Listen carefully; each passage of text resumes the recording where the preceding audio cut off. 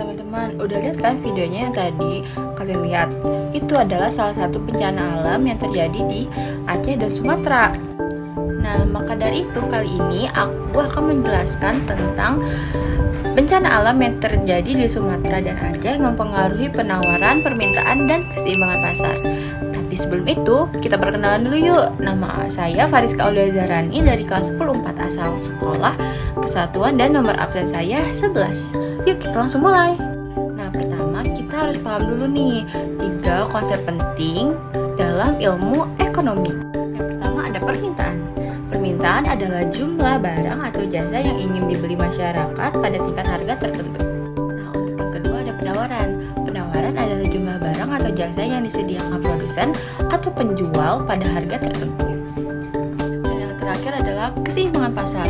Keseimbangan pasar yaitu kondisi ketika jumlah barang yang diminta sama dengan jumlah barang yang ditawarkan dan sehingga terbentuk harga barang yang stabil. Nah, teman-teman, ketika bencana alam terjadi, 3 hal tersebut langsung berubah.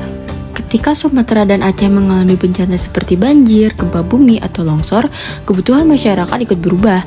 Biasanya permintaan barang tertentu justru meningkat. Nah, contohnya seperti permintaan air bersih itu naik karena sumber airnya banyak yang tercemar. Lalu ada permintaan makanan instan, obat-obatan, dan bahan bakar meningkat. Saat masuk masa pemulihan, permintaan bahan bangunan seperti semen, batu bata, dan kayu juga meningkat. Dalam ilmu ekonomi, kondisi seperti ini membuat kurva permintaan bergeser ke kanan karena masyarakat ingin membeli lebih banyak barang daripada sebelumnya. Sekarang kita masuk ke dampak penawaran. Di sisi lain, biasanya penawaran itu menurun. Nah, mengapa demikian? Karena pelaku usaha dan jalur distribusi juga ikut terkena dampaknya bencana. Nah, misalnya toko atau gudang rusak sehingga stok barang berkurang. Jalan raya atau jembatan putus membuat pasokan barang terlambat. Biaya distribusi naik karena jalur sulit dilalui. Karena barang yang bisa masuk ke wilayah itu lebih sedikit, kurva penawaran bergeser ke kiri. Artinya, jumlah barang yang tersedia di pasar juga semakin sedikit. Sekarang kita masuk dampak terhadap keseimbangan pasar. Kalau permintaan naik, tapi penawaran turun, apa yang akan terjadi? Jawabannya, harga jadi naik. Contohnya di Aceh dan Sumatera setelah banjir besar, harga beras dan minyak goreng meningkat karena pasokan terlambat. Harga air mineral naik karena permintaan tinggi. Bahan bangunan jadi lebih mahal saat masa pemulihan. Cara grafik ekonomi titik keseimbangan pasar berpindah ke posisi harga yang lebih tinggi dengan jumlah barang yang tersedia lebih sedikit. Jadi pasar mengalami ketidakseimbangan sementara. Bayangkan seperti ini, di Aceh terjadi banjir besar, air bersih sulit didapat. Warga membutuhkan minuman kemasan yang lebih banyak, itu berarti permintaan meningkat. Tapi di saat yang sama, truk mengangkut air mineral sulit masuk karena beberapa jalan tergenang atau rusak. Itu berarti penawaran menurun.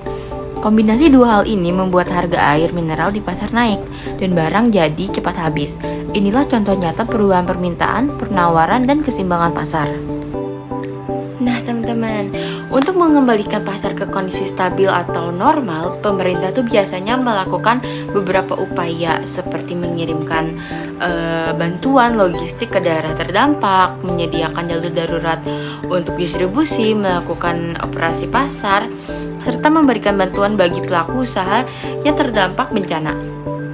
Tujuannya agar pasokan kembali normal dan harga kembali stabil.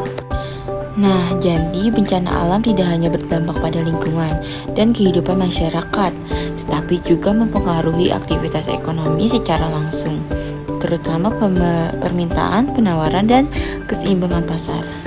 Nah, teman-teman, semoga penjelasan ini dapat membantu kita memahami bagaimana bencana alam tidak hanya mempengaruhi kehidupan masyarakat, tetapi juga mempengaruhi dinamika ekonomi secara keseluruhan. Semoga daerah yang terdampak bisa tergerak pulih dan aktivitas ekonomi kembali berjalan dengan baik. Terima kasih sudah menonton video ini. Saya Fariska Aulia Zarani dari kelas 10-4 Sekolah SMA Kesatuan. Pamit undur diri.